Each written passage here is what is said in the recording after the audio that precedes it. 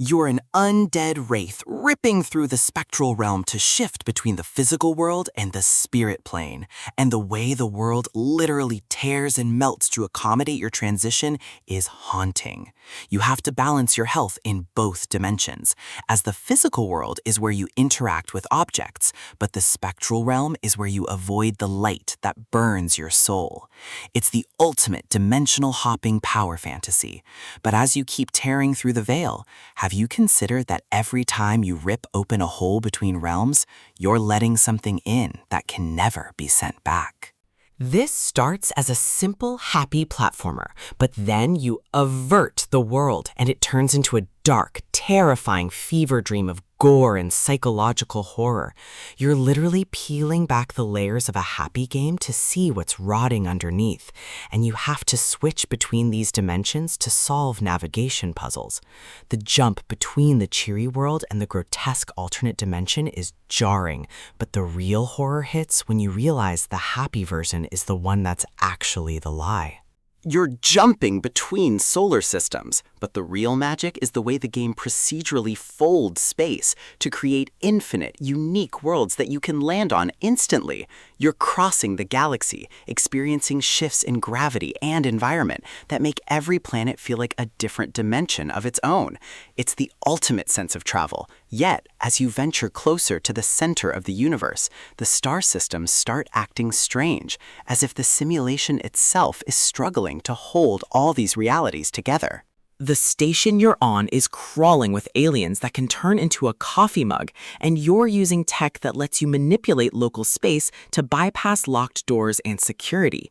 You're creating your own shortcuts through reality, finding hidden pathways that turn a sprawling space station into a claustrophobic, interconnected maze. It's a masterclass in environmental awareness.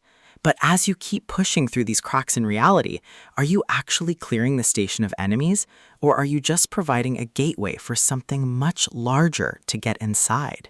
You're trapped in a time loop, hopping between planets that are constantly changing states while you search for the secret of a dead civilization.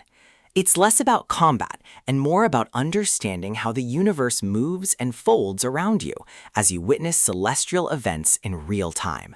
Discovery is your only weapon, and the sense of scale is haunting. But as you solve the final piece of the mystery, you have to decide if you're actually exploring these dimensions or just watching them die one by one. This game is a fever dream of shifting architecture, where the office building you're exploring literally rearranges its own layout in real time.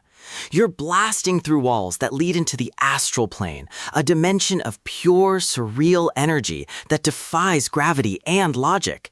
It feels like you're pulling reality itself apart just to find the next elevator. However, as the building keeps shifting and consuming new dimensions, what happens when you finally reach the top floor and find out who or what is pulling the strings? This isn't just about moving boxes. It's about breaking the laws of physics to navigate impossible architecture across different planes of existence. You're using gear that lets you interact with objects in other dimensions, forcing you to visualize puzzles that span multiple realities simultaneously. The mind-bending focus on logic makes every successful dimensional jump feel like you've actually cracked the code of the universe. But as you solve these grand designs, will you eventually encounter a puzzle that proves your own reality is just another layer of the machine? You don't just walk through levels here. You manipulate the very history of a mansion to turn your enemy's own home against them. With the timepiece device, you jump between a rotting, ruined state of a building and its pristine, guarded past, turning a stealth mission into a playground of reality-warping tricks. One moment you're in the present, the next you're watching the past play out while you sabotage the guards from the shadows.